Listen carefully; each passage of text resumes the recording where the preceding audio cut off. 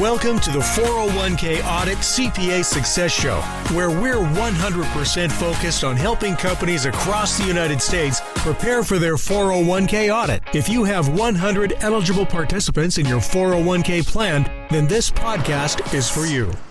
Hello and welcome to today's podcast. Today we have Jamie and Kim here from Summit CPA, and we're talking about a really good topic. I'm excited for this one. This is something that I've heard talked about from almost every company I've ever worked for, but also heard talked about among many HR professionals, and then also when I was in the audit world. So we're going to talk about auto-enrollment.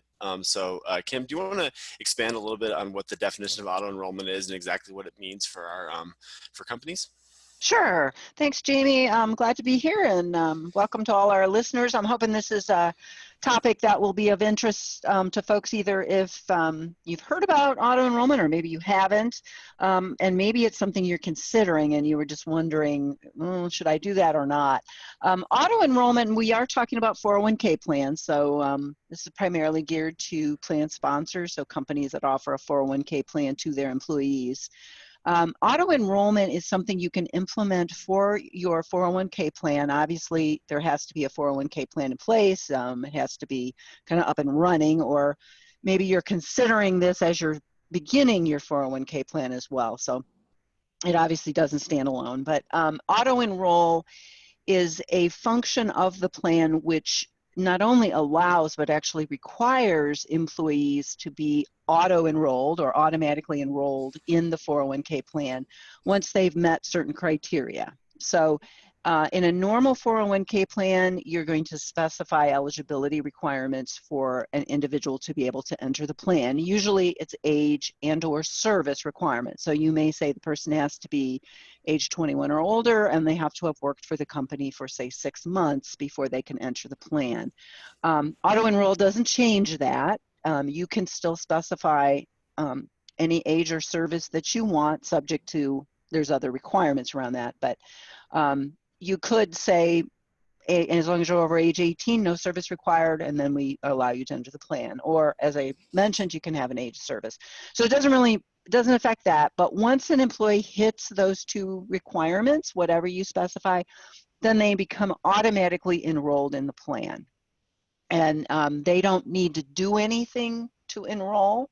They just, once they hit the requirements, they become automatically enrolled. It's the reverse of how it normally works. Usually in a 401k plan, the employee has to say, yes, I want to enroll. They either fill out a form or they go online and they're affirmatively saying, yes, I want to participate, and here's the details.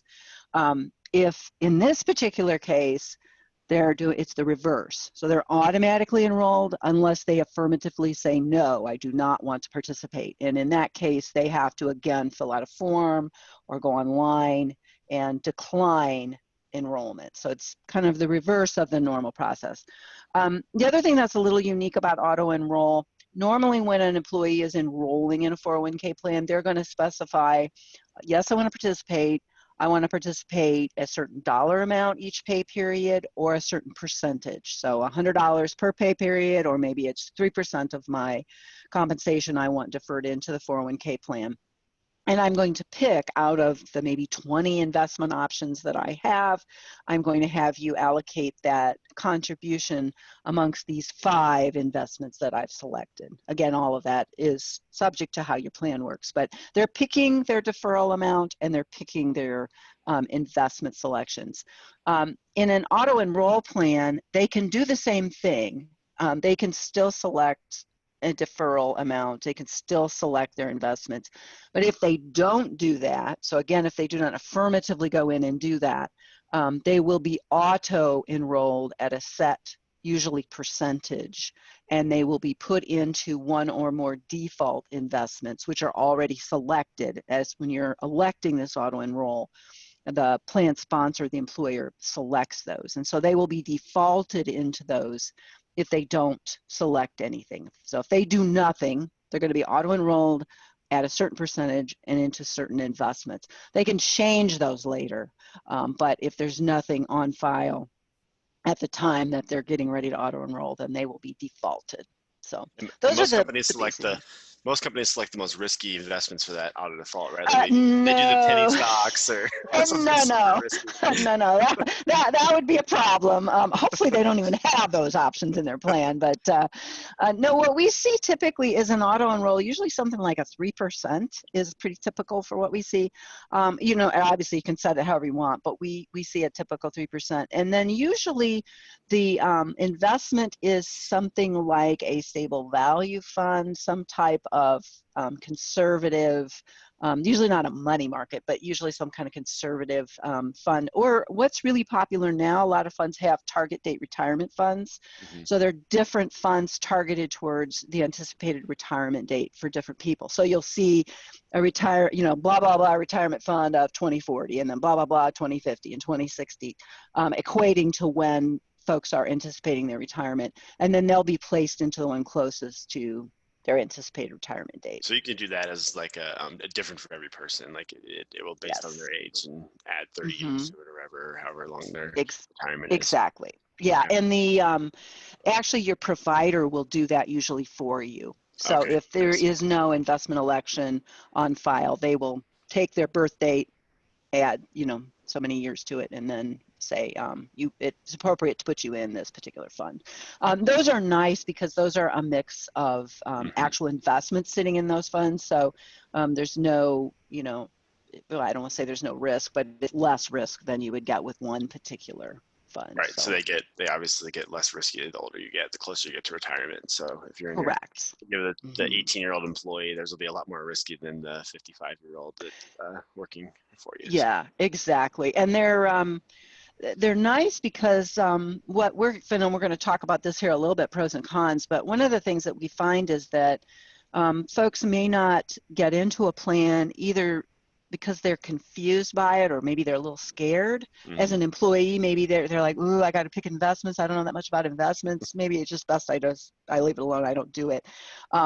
Here, they don't really have to do anything. I mean, in that particular case, they're going to be put in a good mixed and diversified investment portfolio. It's targeted to their retirement and their retirement savings.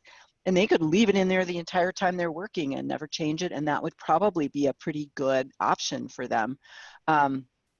So, that solves kind of one problem. The other problem is that we find folks just, I don't want to say they're lazy, but they're just very busy, I think, and they just don't have time. And so as we're talking to employees out at some of our clients, they're like, yeah, I always meant to do that. I just never did. I don't know why. I just never, and it's just because they probably never took the time to do it. Here, that kind of solves that problem for them.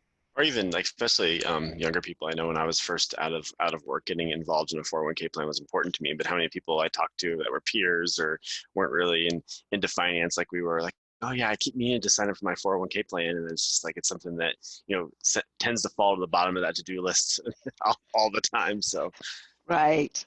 And once it's taken out of your check and you don't miss it because you didn't elect it, it's just your employer does it. You just adjust your salary to that new amount and guess what? 20 years later, you've got a retirement savings, and it wasn't really all that hard, and you don't feel like I'm giving up something. Where when people have to elect and they're seeing the difference in their paycheck, it's the same impact. Yeah. But there is just a mindset difference. So, but probably even you get that first statement and it's 3 months in or 6 months in, you're like, oh wow, look at how much it's been 3 months. Look how much I've already put in there and how much the company has matched, and it shows you all those details. And it's just a nice way to do it. It's like, oh wow, this is really it helps you learn the impact pretty quickly as opposed to like just trying to do the math on a spreadsheet or something. Exactly. Yeah, exactly. So one more question on the auto enrollment before we kind of go a little deeper into the pros and cons. So if let's say your eligibility requirements is 6 months and 18, and someone's been there for 5 months, they get a letter saying you're going to be auto-enrolled at that point, or is there any kind of notification about that happening? Yeah, it depends on the process that you have in place. Some of this is handled by a service provider. So if you have a service setup where your payroll and your 401k either are provided by the same company, so they have integrated systems, or maybe they're separate, but they still have integrated connections across. The service provider may be doing a lot of this, and they they may or may not do a notification to the employee. Another option is the employer may be doing this verification, in which case, again, they could be doing a notification and they may or may not do that. So sometimes folks get a notification, sometimes they don't. One of the things we were going to talk about in pros and cons is just the administration of this. We recommend that you do have some type of process in place where the employees do get some notice, because if they don't, and you may have told them earlier, maybe when they were interviewing and then as part of their onboarding, but maybe it takes 6 months to be eligible. So now it's 6 months later and they're probably going to forget. All of a sudden they get their next check and, oh, well, wait a minute, what is it? I'm getting less. Most people just look at the bottom line and this isn't the same number that I was expecting. So what's going on? And then they'll look and, oh, well, what's that? They will, a lot of times won't even remember what the deduction is for. And that can cause you just a lot of heartache, a lot of misunderstanding, upset employees. So we do recommend, even if that's not a natural part of maybe your service provider process, that you implement some type of notification, even if it's an email or, I don't know, just you're talking to them in the hall or something. Some kind of notification. Especially if time frame is part of your eligibility requirements. I think if someone's starting right away and, depending on what the eligibility requirements are, but 90% of your employees are going to be eligible right when they start, that's probably not as big of a deal. But I do think for sure when you get to that 6 months or a year later, it can be a surprise for a lot of people. Because again, I know the first couple of days of any job are super overwhelming. And so remember that exact conversation. Oh yeah, auto enrollment's going to start in 6 months. It doesn't happen that often. People remember that. Right. So. And, when you're onboarding, there's a lot of paperwork. So you may fill out something saying, yeah, I authorize you to do this, or yep, I understood, or, but you're not going to, you're not going to remember all that. And it's, like I said, it's a lot of paperwork. So, and it can be confusing. People don't necessarily understand it. They just know, hey, want to start this job, so I got to sign this piece of paper. Yeah, they're more focused on trying to get, obviously those first couple of weeks of any job is important. And so you're trying to do a good job, meet the right people, and you're more focused on doing your work as opposed to all the thousands of paperwork you have to fill out from the HR department. Exactly. So I think that notification is definitely important. And even if you did a year, even like you said, doing it in their review, okay, this is your 1 year review, just a reminder that your auto enrollment is going to start here soon. So that way you don't want people taken by surprise. Exactly. So let's dig a little bit more into those pros and cons. So I know you already kind of mentioned a little bit, but you're welcome to expand on those some more. But also anything else that you think? Let's talk a little bit more about some of the pros, because for those folks that maybe are considering auto-enroll or have heard about it and they're thinking, well, should I really do this or not? The main reason folks do this, especially from the employer side, is to try to increase participation.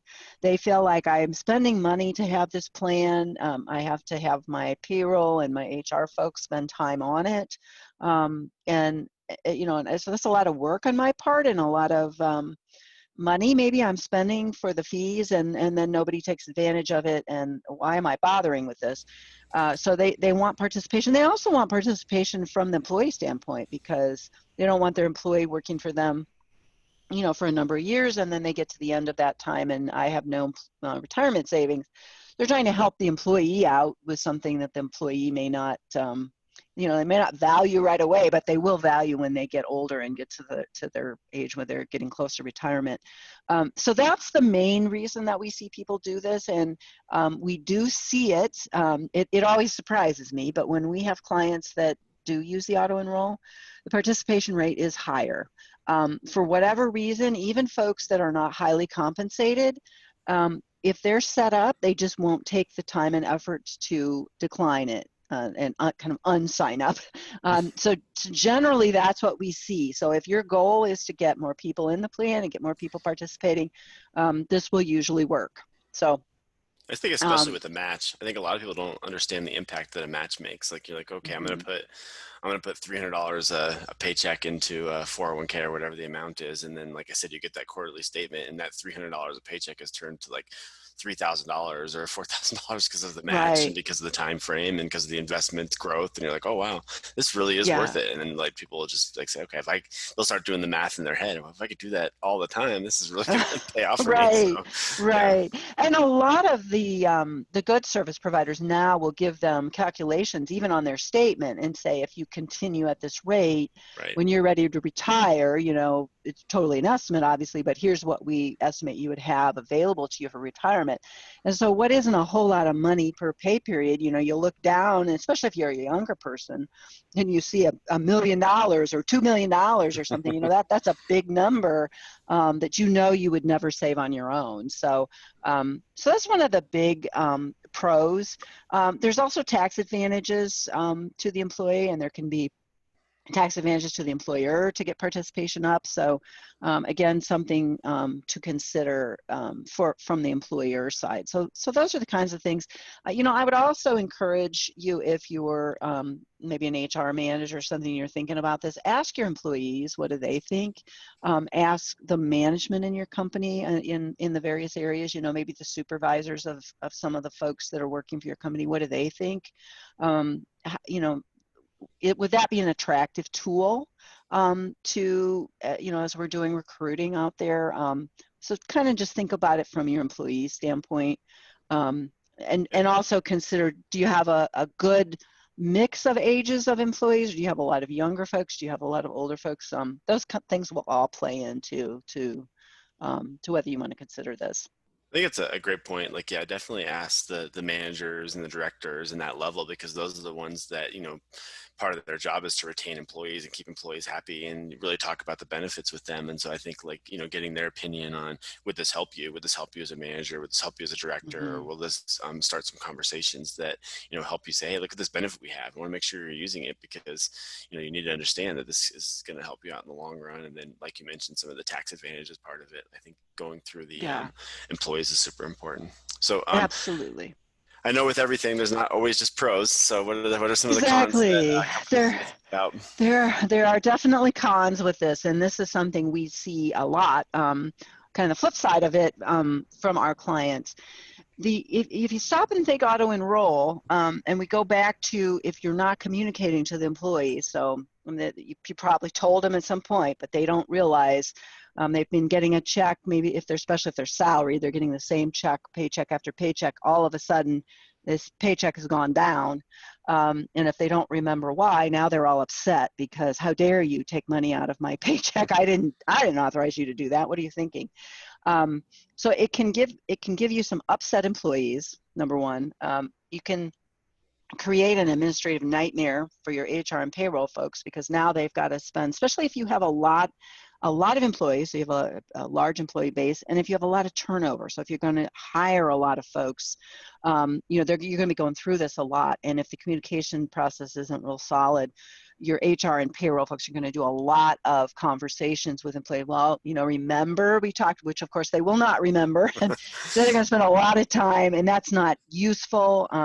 It's not a good, efficient way to manage anything. And so now you've got a lot of upset HR and payroll folks. So it's just not a good way to kind of run the program. So communication is really important.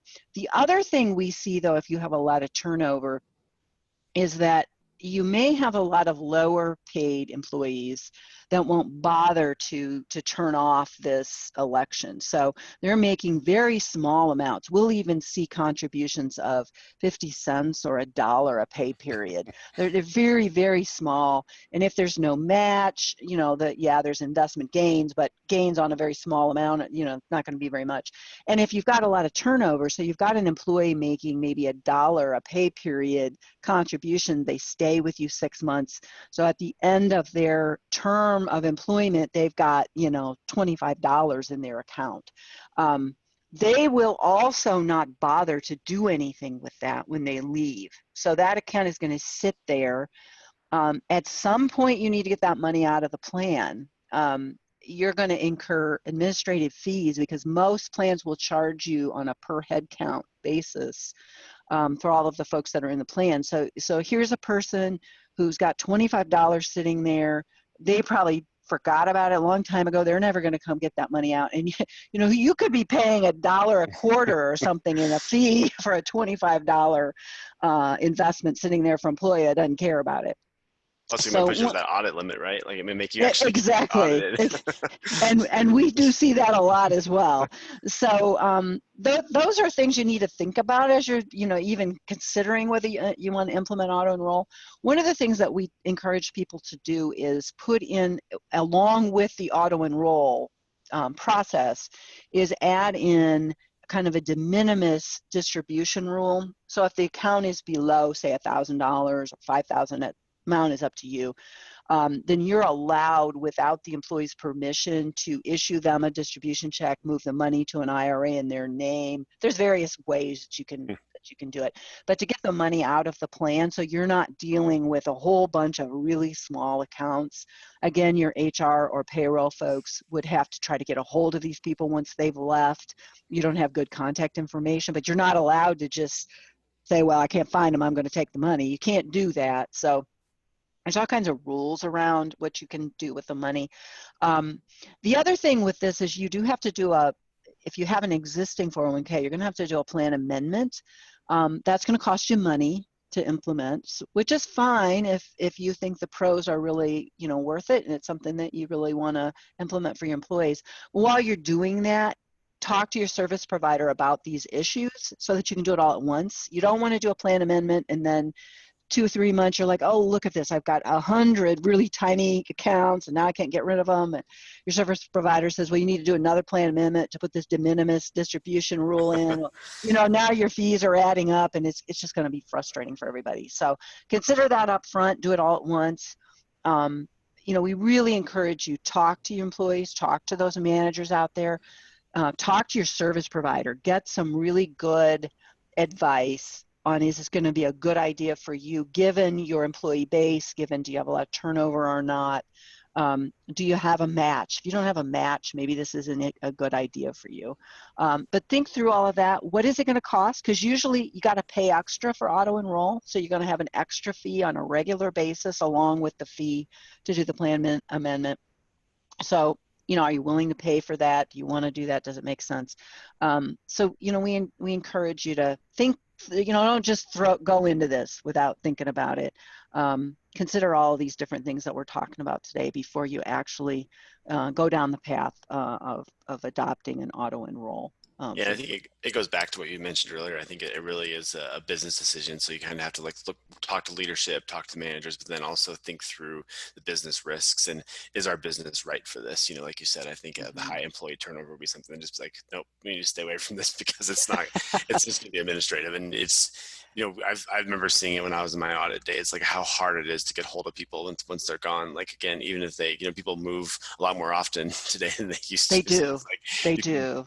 Someone moves 2 or 3 times, you're just never going to find them. And then, that's just that $25 is sitting in that account. So I think that you really have to think through who your employee base is and if this really is going to benefit them and not just do it for the sake of doing it. So it's, right. That's why that's why I really liked this topic, because I know that it's something a lot of companies think about. So.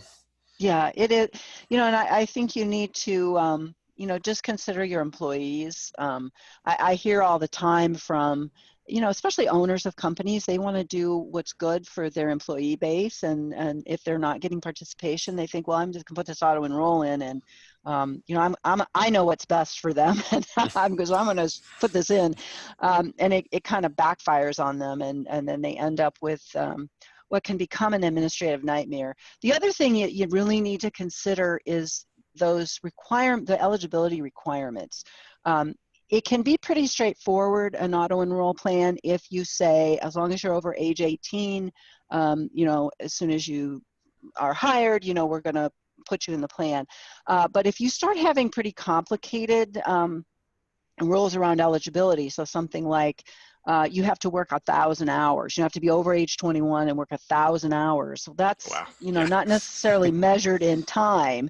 So now somebody's got to keep track of how many hours. And we've even seen plans where it's 1,000 hours cumulative. So maybe this year, I'm somebody that comes and goes. You have a lot of kind of transient employees. So I come and work, 100 hours this year, and now next year I come work 200 hours, and the next year, well, eventually I'm going to hit the 1,000 hours. So eventually I should be auto-enrolled, but who's going to keep track of all of that? I mean, that could be a full-time person's job, just, keeping track of all of these people that are coming and going. So again, another thing to look at when you're talking to your service provider, what are those eligibility requirements? I mean, if you really want to do this, maybe when you're doing that amendment, go ahead and change the eligibility requirements and just say, nope, it's going to be automatic when you start. As long as you're over 18, we're putting you in the plan.